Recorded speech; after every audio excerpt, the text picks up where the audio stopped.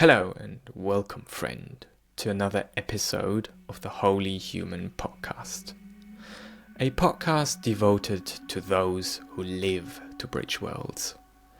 We dive into nuanced conversations about the full spectrum human experience. We explore the mystery of life, the body, and God. This is a space where the mind and the body, the masculine and the feminine, the mystical and the practical, the holy and the human come together. My name is Felix Whitman. I'm your host, and I invite you to today's episode. Today I'm joined by Preston Bryant, a mentor, a coach, an artist, a philosopher, and a friend of mine. This conversation is a psycho-spiritual and quite philosophical exploration of the nature of consciousness, with a dash of devotion and artful embodiment. Let me introduce you to Preston in a few words.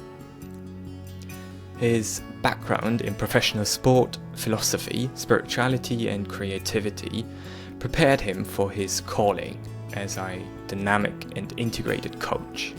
His emphasis on wisdom, authenticity, self-expression and soul-driven purpose set people up for genuine fulfillment. While he emphasizes the importance of structure and goal setting, Preston's methodology is one that allows people to find a balance between doing and being.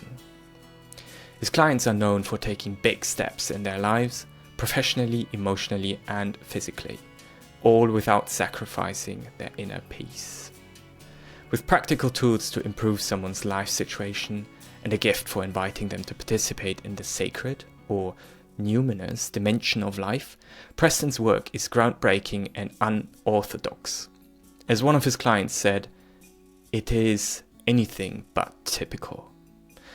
And I can personally testify to that as I've been working with Preston one-on-one recently, May through July this year actually. Something that I find really interesting is the fact that he's coming from a totally different background than I do, and yet our work seems to have so many parallels. So it really was just a matter of time until he had to appear on the Holy Human Podcast and share his wisdom with you. So, are you ready to dive into the episode? Let's go! Hi Preston, welcome to the Holy Human Podcast.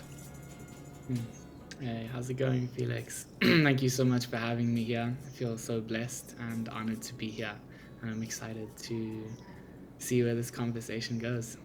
Me too. You're the first solo male speaker that I'm having as a guest here, and I'm really honored to have you. And we've just been talking about spiritual awakening and sort of how it is being carried out as a human in this world, how it unfolds in practical terms. That those are things that I'm really interested and passionate about talking about, and I know you too. So let's take that as a starting point, the nature of spiritual awakening. Beautiful. There's a lot of different sort of directions that we can turn when addressing this. I think that the first thing we should probably understand is that it's very easy for us to misunderstand what spiritual awakening is, because it doesn't happen to us, it happens from us. Right, and so this is one of the big difficulties, and why so many of the great mystic poets and mystics in general tried to F the ineffable or articulate this through poetry and through art, is because we're actually speaking about a process, and again, even the word process doesn't quite capture it, but for lack of a better word, we're talking about a process in which what's occurring is occurring beyond the finite mind, and in fact it's a waking up from the finite mind. And usually when we're speaking about spiritual awakening, we're trying to interpret it using the finite mind, right? So the ego likes to capture this idea of spiritual awakening and make it its own, right? And it's sort of what Chogyam Trungpa was referring to when he spoke to spiritual materialism. And so I think that's one of the first things to remember, is that it's very easy to misunderstand, because the lens through which we try to understand it is coming from, the finite mind, some of the limitations of being a human. And what I've noticed in people's experiences of authentic awakenings, and my own, is that it was the waking up, right? The process of waking up is a waking up from the human. And so as long as we try to interpret it through the lens of the human, there's always going to be limitations. So that's the first thing I would share, that it's very easy to misunderstand and misinterpret because of those very things, which is why silence has also been, I would say, emphasized again and again, as you know, right? Especially in the Christian mystical tradition, the emphasis on silence is profound, and it's for a reason, because within that silence, there's very little room for misinterpretation. Actually, no room. So, yeah. Why don't we start there? That sounds good. We just dove right in. I love it. Right in. Yeah. Let's talk about practical ways of how to implement that silence, because most of us aren't living in a monastery. We don't have the luxury, so to speak, to devote our entire life to cultivating a life in that. Like, often people describe or imagine that living in silence is sort of like living a very meditative life, like meditating a lot, living outside of sort of society. But for both of us, I know we are sort of living a human life, like we are entrenched in sort of the everyday life. And so what are some ways in which we can sort of cultivate a silence that lives within, but is also integrated within the everyday life experience? Really good question. Thank you for asking. Yeah, so let's just let's discuss what silence is when it comes to this sort of use of the term. Silence is the background of all experience. So silence is always here, regardless of what's happening in the nature of experience itself. And for that reason, we can access silence wherever we are. But it does require a certain, you could say, attunement, a certain deeper form of listening.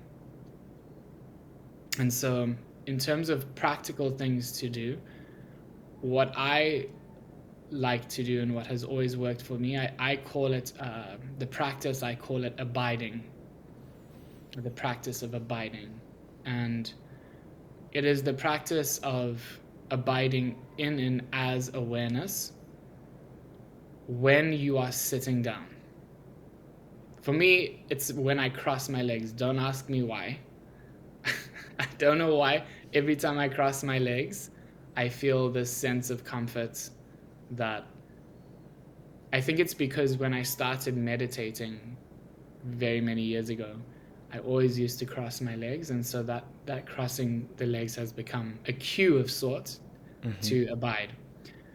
So one of the best practices is to, before you go into any activity while sitting down, just close your eyes, right? Closing your eyes.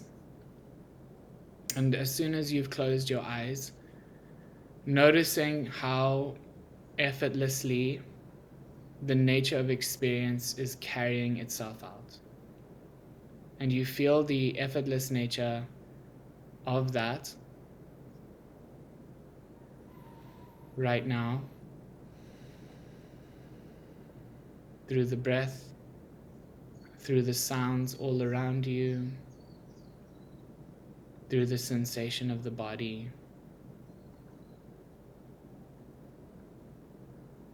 And you can feel the sense of stability that awareness inherently possesses by simply acknowledging what is. So that's really all abiding is. It's just an acknowledging of what is right now in this moment. And some people might find that difficult. Long-term meditators can usually do it.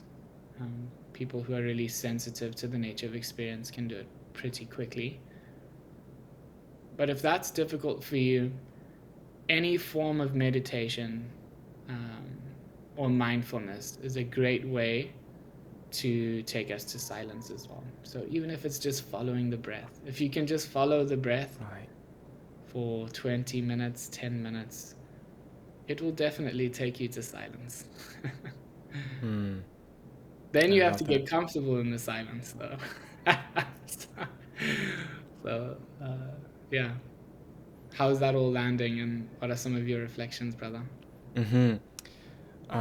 It brought up something that we explored as we worked together. For those who I'll speak that into the introduction, but we worked together for 3 months.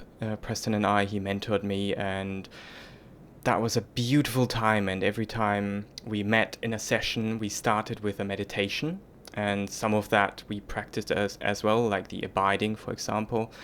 And something I really enjoyed was sort of connecting to my body, like how you guide people in the way that they can connect to the body. So I would be really interested for you to speak about the role of the body in sort of this awakening process, and especially like in practical terms of how we can sort of deepen our understanding and felt experience of this reality. Good question. Really good question, as always. Thanks, brother. So the body, and again, you can just play with this as a hypothesis, so to speak. You can just play with this as an idea, and you can test this idea. Right? So everything I'm saying should be tested according to one's own understanding, right? According to one's own base of knowledge. So the body is a reflection of consciousness. The body is made up, on the most fundamental level, the body is made up of consciousness. Sometimes the way that I like to articulate this in a more poetic way is to say, we are not in the body is in us. That is the primary foundational philosophical foundation that I use in relation to the body. And so now, if we take that and we go, how do I test that, and how do I actually come to that realization? There are some really powerful meditations that we can do that use the sensation of the body as a gateway to presence, as a way to understand that the body is just a reflection or a phenomena in consciousness. And there's a beautiful meditation I typically use on YouTube, it's actually guided by Rupert Spira. But the meditation itself that I emphasize and take people through has to do with, first of all, dropping people into presence, and then through presence, feeling that the sensation of the body, right, is in fact transparent. And even if you were to close your eyes right now, you don't feel parts of the body. You feel the whole of the body. Right? If we were to return to like an innocent mind, so to speak, where we didn't have labels for the world, and you closed your eyes, you would only feel the sensation of the whole body. You wouldn't feel its parts. You wouldn't be labeling its parts. Now, this is a very subtle and deep meditation that requires thorough investigation and self-inquiry, right? So, but in general, I would say that it's important that we use our curiosity and self-inquiry when we investigate what the body is, in accordance with a sense of deep presence, right? So I want to ground this down into like something practical, because I know that I can be very, very philosophical sometimes, and people are like, that sounds awesome, but WTF, right? So I love that, Preston. Yeah. yeah, and it's the facts. So like it's just who I am. So here's what I would do if I was just starting off. I'd follow my breath for 5 minutes, in and out through the nose. That's all I would do. Just follow the breath. After those 5 minutes are up, allow your breath to return naturally to what it is. And just pay particularly close attention to the sensation of the body. Don't try and analyze it. Don't try and label it. Don't try and categorize it. Just allow yourself to feel and observe this phenomenon that we call the body in relation to all the sounds you're hearing, all the thoughts that are occurring. Right, that's it. You follow the breath, 5 minutes, let go, return to natural breath, and just use the sensation of the body as a tool of investigation. You're just watching and feeling, noticing. And what you'll come to notice through that meditation is that the body is a sensation that's occurring in the very same space sounds are happening. The body is a sensation that's occurring in the very same place thoughts are coming in and out. And then the question is, who is the space? What is it that's allowing experience to be so effortlessly held? And that's where it gets interesting. Because then you realize, oh, it's you. But you're consciousness, and you're just the space that's holding all of this, the dance of experience, effortlessly.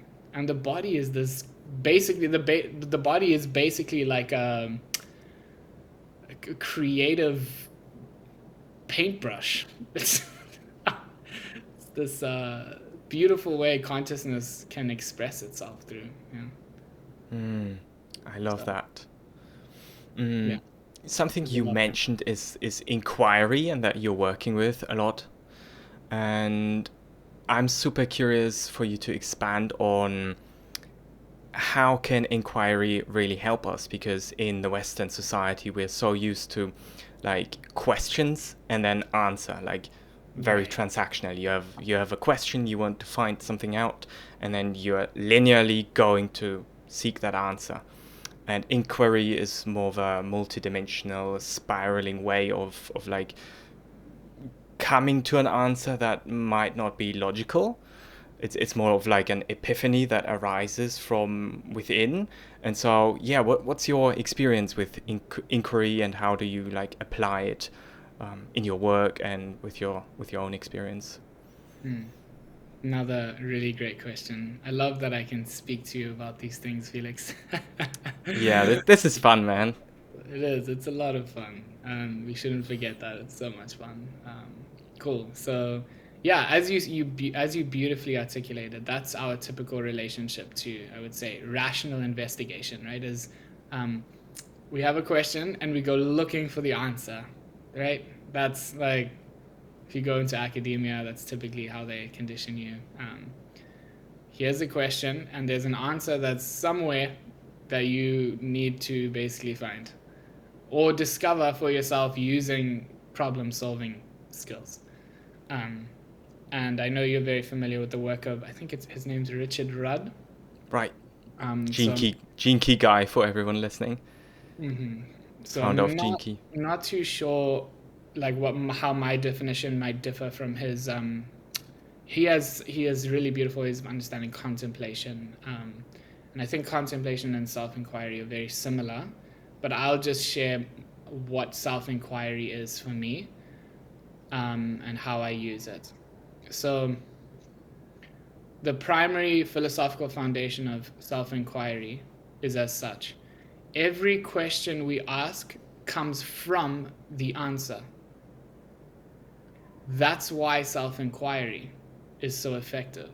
So if you take someone like the saint Ramana Maharshi, right, who lived in India, incredibly beautiful Indian saint, he would often ask people to simply ask themselves the question, who am I? Who am I?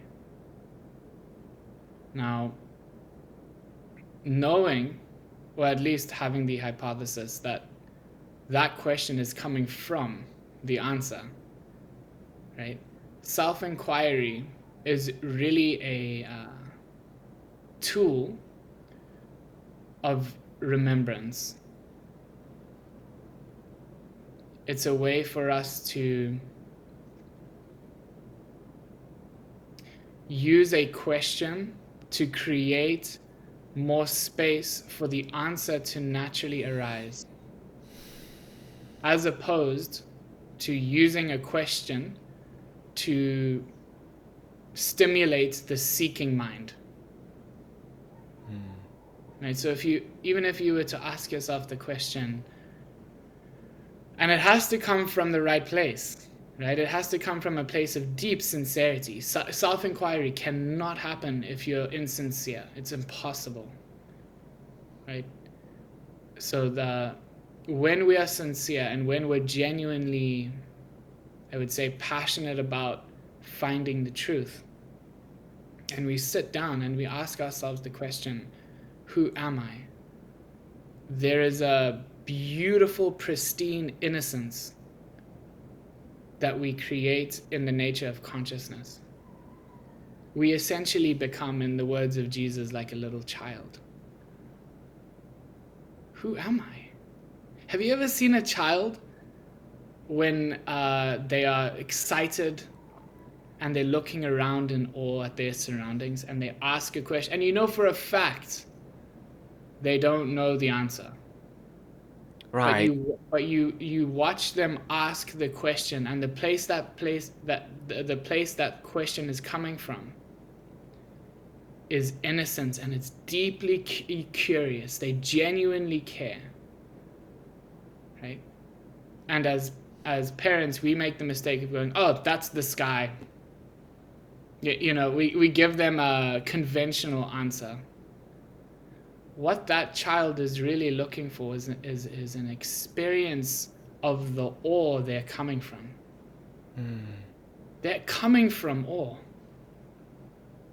And they want awe received. Right? And it's the same thing with self-inquiry. It's a way to return to our inherent innocence. And asking, especially the question, who am I? Because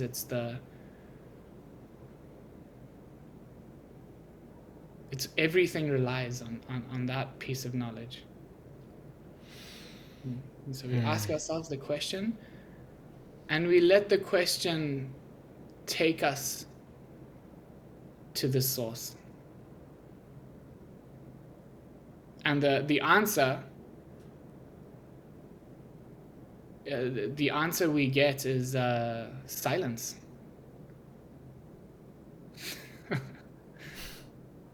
That's the answer. Silence. The mind's gonna go, where? I don't. And silence just watches the mind. Reminds me of again, I have to bring this up, my favorite mystic, Meister Eckhart from the 14th century, Christian German mystic. He says, the closest thing, I'm paraphrasing here, the closest thing in existence there is to God is silence. Or stillness, I think he says stillness. And that's what we are getting through, or coming closer into contact with, through self-inquiry, right? We're asking a question and we are listening to, you can call it silence, stillness, or God. And from there, answers will naturally arise, because there's this inherent, innate, cosmic order in us that always works. It heals us, it works, it knows exactly what to do. It's just our mind and our constructs and everything that sort of come in there and block the order, the flow, that structures things and brings the answers that we need. Absolutely, brother. Yeah, and Master Eckhart is if there ever was an exemplar of what I'm sharing, it would be Meister Eckhart. For those who are unfamiliar with the work of Meister Eckhart, must familiarize yourself. True Absolutely. Absolute mystical genius. I would say, honestly, like, I'm such a fan of his work, and I would say next to Jesus, one of the most influential mystics, especially in the Christian tradition. Yeah, it's phenomenal mystical genius, brother. You and I share that same love and adoration. But yes, very, very true. It is silence that self-inquiry returns us to. And I think I heard one of my friends who is a mentor of mine, who again said this. He said, the best questions don't take you to the answer, they take you to the place where no questions or answers exist. Oh. And that's silence. That is silence. I like that. There's so many places we could go from here. I have a couple of things that I'm feeling sort of in the field, something that I would like to explore with you. One of them being, let me find a proper way of articulating it. You mentioned in the beginning that you are very you can be a very philosophical man, very intellectual. I mean, I think you've studied at university. You have a master's in philosophy, right? And would you like to talk about that, like your studies at university, and how you found your way into coming into a deeper embodiment?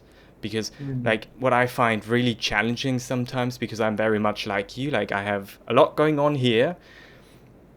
How do we find ways to bring that down into the body, into embodiment, so that it doesn't only live up here? Like, again, one of my favorite quotes of Meister Eckhart is, in German it means, ein Liebemeister ist mir tausendmal wichtiger als ein Lesemeister. So that in English means I'm paraphrasing here, but it means something along the lines of someone who's a master at living is 1,000 times better to him than a literate man, if that makes sense.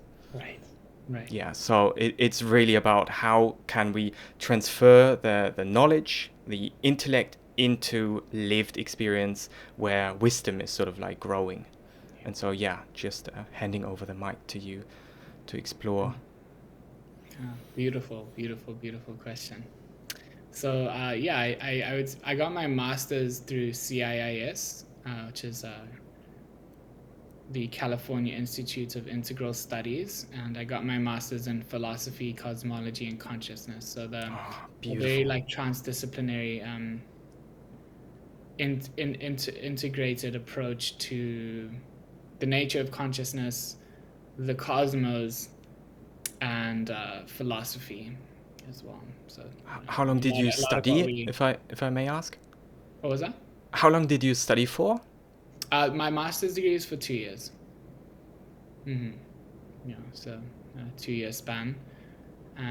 Yeah, and a lot of what we concentrated on was the evolution of consciousness. So noticing trends as we've evolved through time. But we're looking at history through the lens of, looking at patterns, cultural patterns, shifts in the nature of consciousness, that sort of thing, which I actually did not have a really good understanding of before joining the program. Yeah, obviously dove into Western philosophy and Eastern philosophy, and yeah, it was, we also went really deep into sort of archetypal astrology, looking at how archetypes play a role in the life as well. So yeah, it was a fantastic master's degree, and I also think that it is very easy to take the knowledge learned there and yeah, store it all in the head. So your question is very important. It's like, how can we make sure that we are embodying these principles? How can we be it, as opposed to know it as an object outside of us, as a concept. So yeah, my journey has been interesting in terms of embodiment. I would say that I was more or less, my karmic disposition was more or less thrown into being in the body, even before I had my spiritual awakening. I played professional rugby for a little bit, and looking back now, right, obviously during that time I did not know this, but looking back now, I see that as a period in which I was trained to be present in my body. At the time I thought I was an athlete. Now I'm looking back and I see that, running around for 80 minutes with other men trying to take my head off was actually one of the best trainings in presence I could have ever received. Nice. And in fact, I think it did, in some interesting way, like create the ground for a deeper awakening to occur. Being in that state of flow for 80 minutes every weekend, and it was quite the experience. So I would say that naturally, and I'm very fortunate in this way, I was trained to be in my body. That was just sort of like my development as a human. And after I had my spiritual awakening, I will admit that I wasn't very embodied. I sort of neglected it for a while. I cast it aside. I was very fascinated with the ascending qualities of awakening. So floating, drifting off into the ethers, and I lost a lot of weight, and I was not connected to the strength of my body. And it was only until my Saturn return, around my Saturn return, that I started to really appreciate the significance of embodiment. And I started to understand that, now this may be interesting, and I think that embodiment is going to look different for each individual, right? Yeah. For me, I can tell you right now that through dance and weightlifting, there is a unique relationship that I've developed with my body over time, where I think it has allowed me to take all of these philosophical ideas and say abstract concepts, and any time that I I move my body through dance or I work out, it genuinely feels like it's being put into my body. That's what it feels like. I don't know how it happens. I don't know why. Like, I don't know the subtleties of it. Indeed, I think most of what happens in our life can be a mystery. But whenever I'm moving my body, I can feel greater integration occurring, greater psychological integration occurring. And we all have to discover our own ways, right? For some people, it's through qigong. Through some people, it can just be harmonizing the breath in meditation and feeling the body, right? They don't have to do what Preston does and go lift, 200 pounds to feel like, the sense of strong embodiment. It could be light. It could be far more graceful in its quality. And to be honest as well, I think this is the last point I'll share. I feel very blessed because I never put personal will toward embodiment. It was something that happened because of my specific, disposition and karma. Dance came to me, and weightlifting and running, and all of it was a result of grace, and it's allowed me to remain grounded. And that's one of the reasons why embodiment is so important, because it keeps you grounded. But I don't have any. It's an art, and in art you have to explore what works for you. Beautiful. Oh, I love where this conversation is flowing. Many points that I can relate to your experience. I was also in the beginning of my awakening, 2016, around that time. I was sort of very fascinated with like astral projection, lucid dreaming, out-of-body experiences, energy work, everything that didn't have to do with the body and more like the etheric, metaphysical ways of our reality. And I lost a lot of weight, became a vegan, and sort of there was no real embodiment taking place. But then over the years, I also came into sort of like the idea of embodiment and its importance grew inside of me. And one thing that particularly for me was like exceptional, like actually two things that really helped me to come into my body were, for one, yoga, and something that is my relationship to it is shifting right now, but I'm a very stiff person. Like naturally when I weightlift, I become very stiff, and I reached a point where I couldn't like pass my fingers down my knees. So I was extremely stiff from all the weightlifting that I did. Like I worked out 6 times a week back then, and then stopped once my spiritual awakening happened. And yoga and stretching helped me to open up my body and all of these stiff layers. But then again, I also think it was a very like important time of losing all of that muscle mass and sort of reconstructing my entire body over the course of like 5 to 6 years. And now I'm much more flexible, much more mobile. And in the recent years, there's something that just came to me. Like you said, dance came to you. For me, it's climbing, like bouldering, indoor climbing, because with that sport, I can sort of like practice having like a one-on-one with fear. It's like you're up there and you have to trust your body, and also your body gets stronger. You trust more into your own capability. And that's, to me, like a very spiritual practice, just like climbing.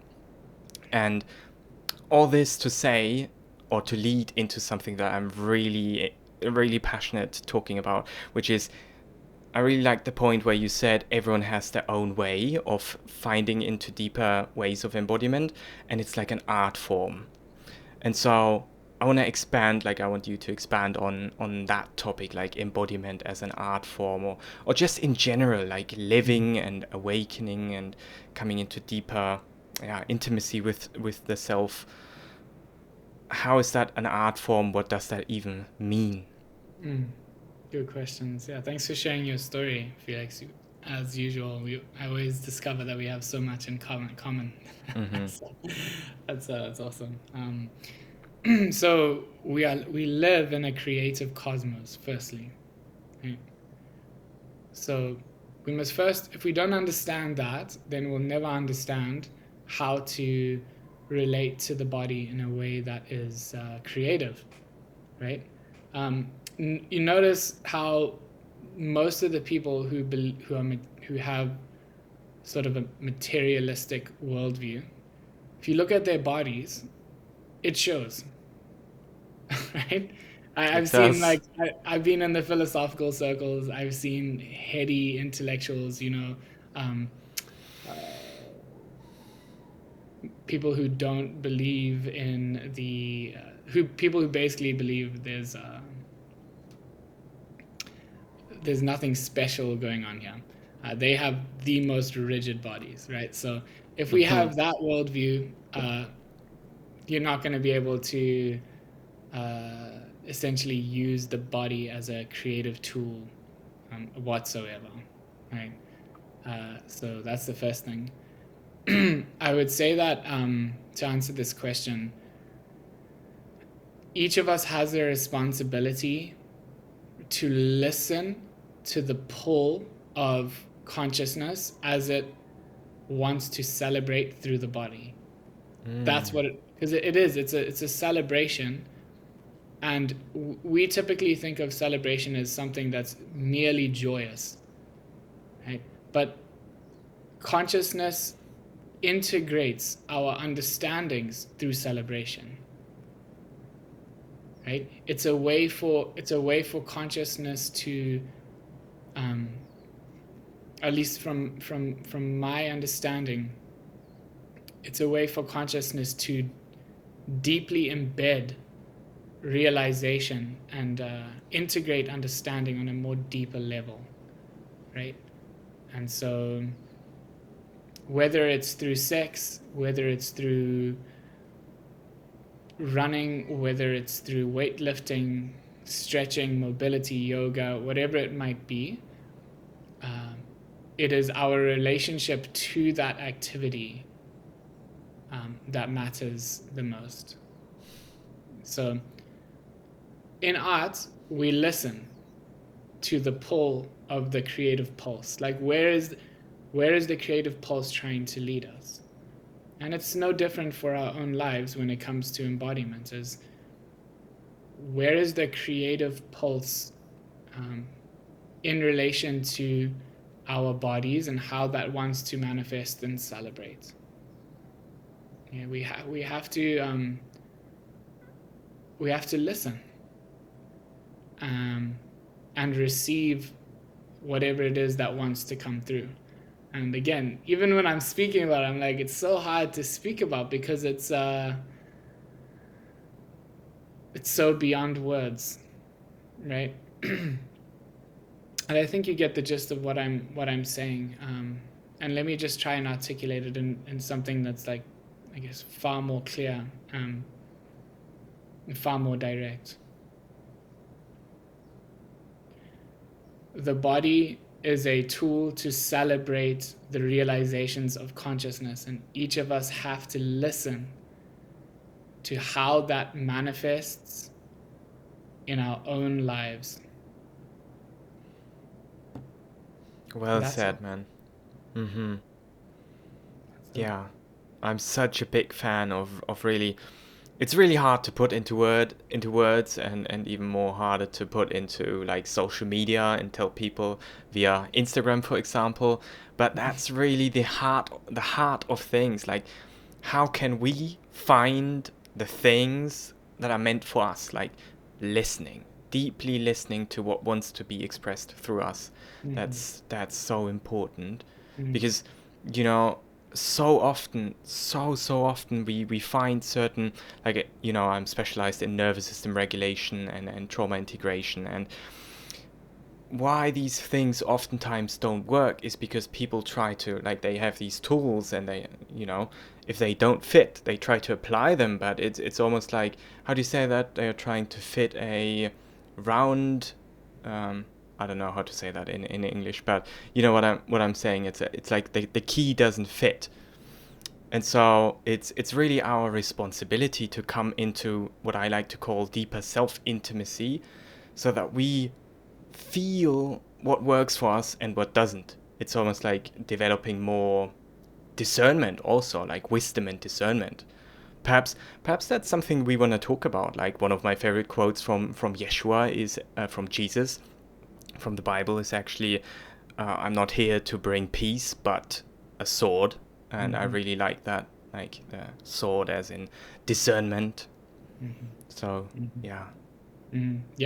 Great. Great shares, brother. And I think the last thing I'll share on this point is, remember that we pretend like we know what's happening. We have no fucking idea. Like, people ask me, like, how did you get to where you are? And I'm like, I have a story, but you want me to share what fundamentally happened in a mysterious way? I have literally no idea, like, how most of what happened in my life occurred. Right? Most of what happened to me on the most significant transformative level happened in the invisible realms.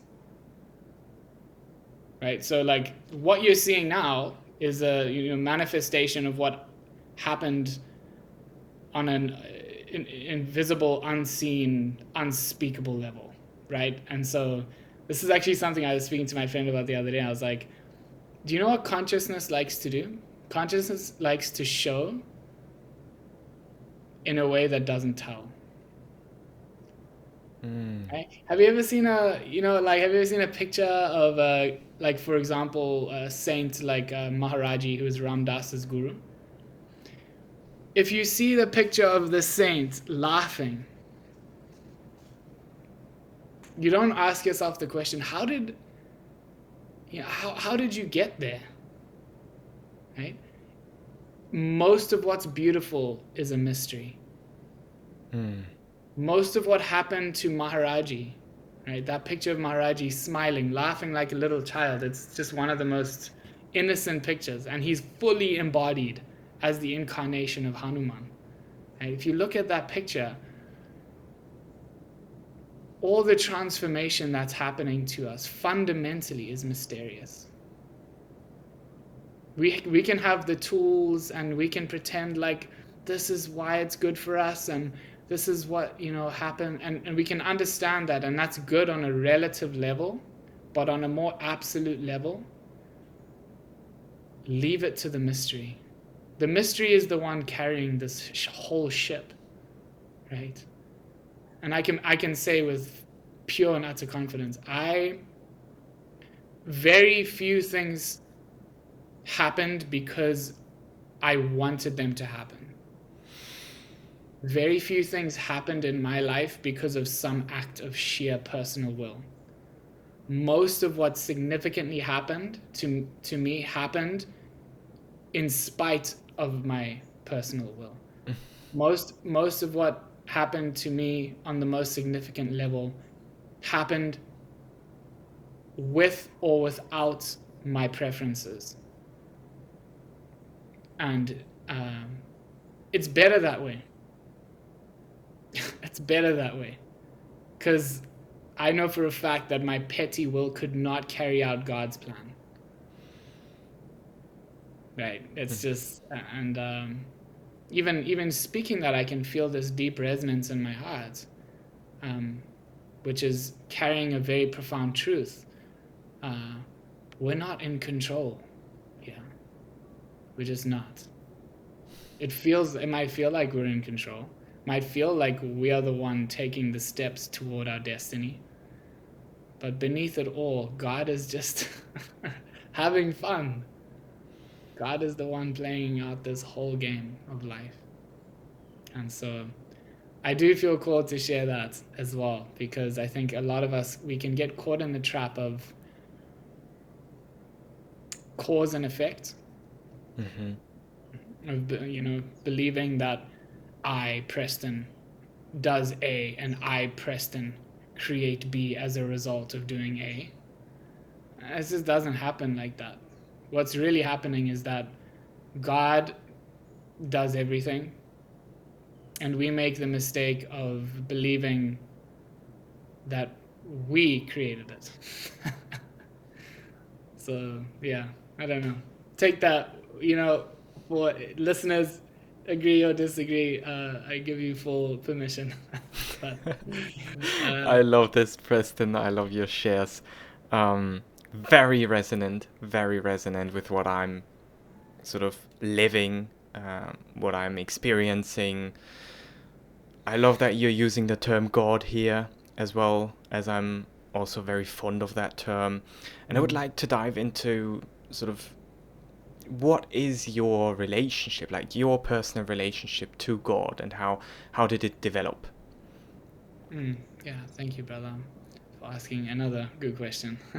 I'm actually not used to talking this much, so I appreciate you. I do appreciate you giving me the opportunity to do so, because I have a lot to say whenever people give me the opportunity to say it, and it feels good. So I appreciate you Yeah. just holding such impeccable space, brother. Yeah. My relationship to God. Wow. This is such a good question.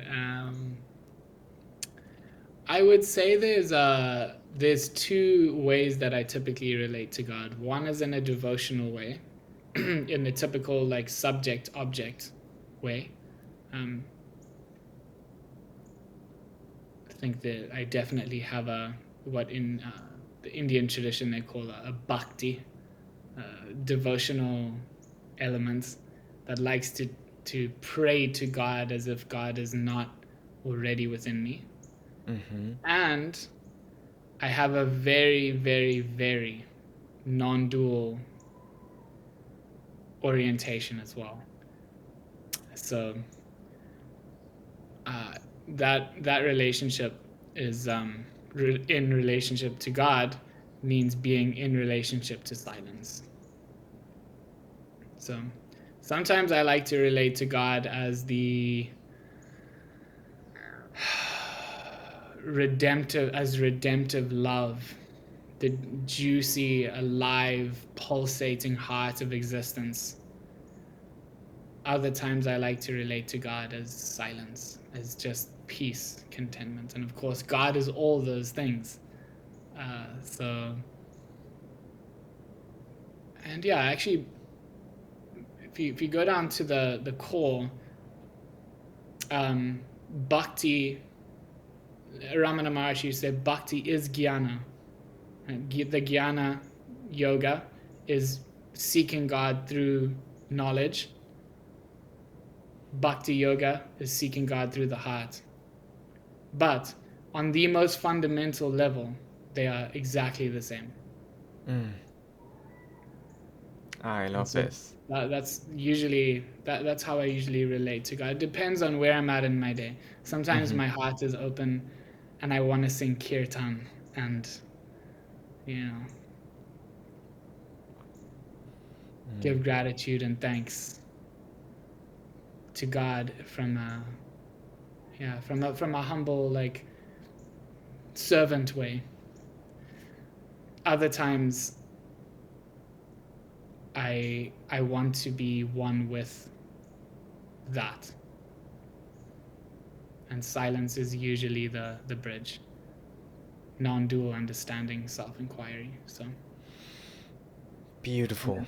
This brings me to another burning question, which is again coming back to Meister Eckhart, which has a very non-dual view on God. Like he speaks about the union of the soul and God as if they are one. And oftentimes, like in Christianity, there's a lot of like separation between the individual and God, as if like you have to sort of surrender to God, and God and the I is seen as separate. Whereas the way that Meister Eckhart describes this is very non-dual. Like even Zen Buddhists can read Meister Eckhart and understand him and get along with his work. And so I would like to, for you to just explore that, like your view on non-dualism and your relationship with God. I find that really interesting. Yeah, very, very good points. The reason why all of my non-dual teachers recommended the works of Meister Eckhart is for a particular reason, because Meister Eckhart's work is very much aligned with non-dual traditions and non-dual wisdom. And that says a lot about him as a mystical genius, right? Just the fact that if you were to listen to my favorite teachers now, Adyashanti, Rupert Spira,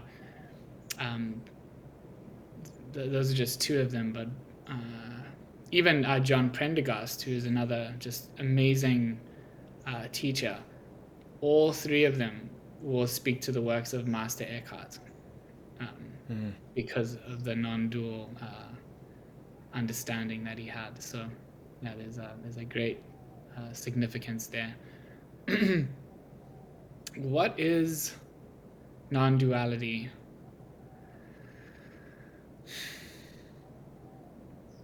This is a question I've asked myself a few times, and I for some reason or other, I'm very inclined toward the traditions of Advaita Vedanta, the non-dual tradition in India, and the works of Meister Eckhart. How I typically like to understand non-duality is actually a realization beyond oneness. We typically, when we have this idea of oneness, we actually relate to oneness as a goal, an object, a thing that stands out from otherness, right? Non-duality is the collapsing of all labels, categories, and concepts we have about oneness to experience unity. And so it's the sheer intimacy of all experience as it is right now.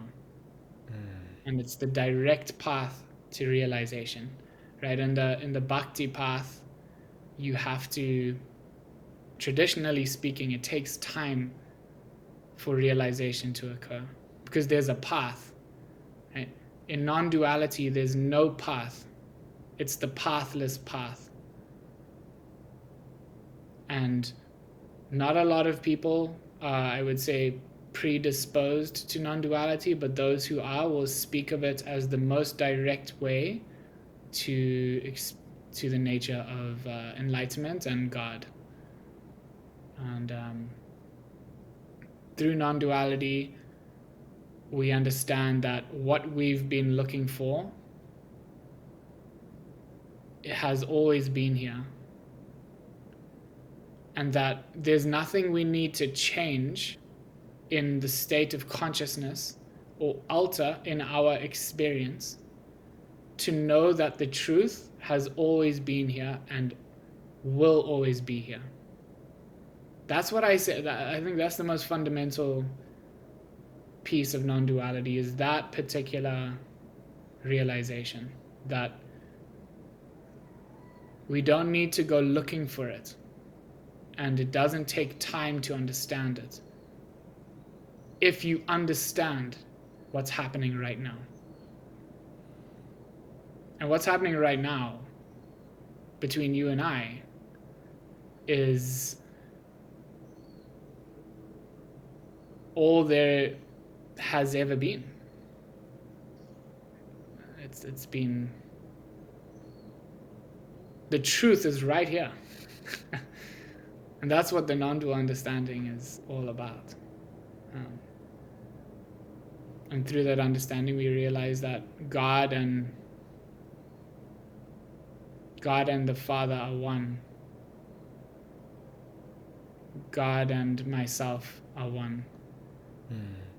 in realizing myself, I realize the nature of God as well. Beautiful. That has that Meister Eckhart like sort of tone Yeah, to it. yeah, definitely. There's a lot more that I could say about it. Mm. Don't let me go too far. The philosopher comes out, but really enjoyed the conversation so far. I want to give you sort of a moment to just reflect, if there's anything, as we are coming to the end of this conversation, if there's anything last that you want to share. I just want to thank you for giving me this opportunity, Felix. It feels really heartwarming to be able to speak about these things, because I actually don't get to speak to a lot of people about these things. I typically keep them locked away. And indeed, I think the human part of me sometimes feels like it's too niche or too philosophical to speak about with people in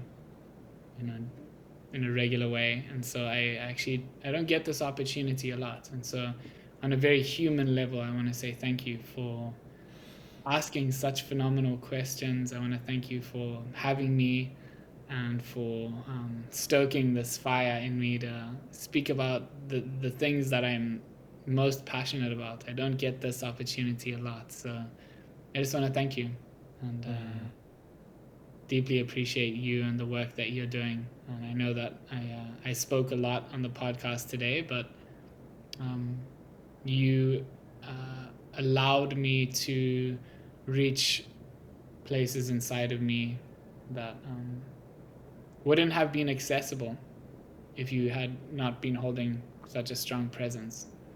So thank you for holding such a strong presence on the call today as well. I so appreciate you, man. Thank you. On that note, you're also a really great listener. Definitely. Thank you for coming on here, speaking, sharing your wisdom.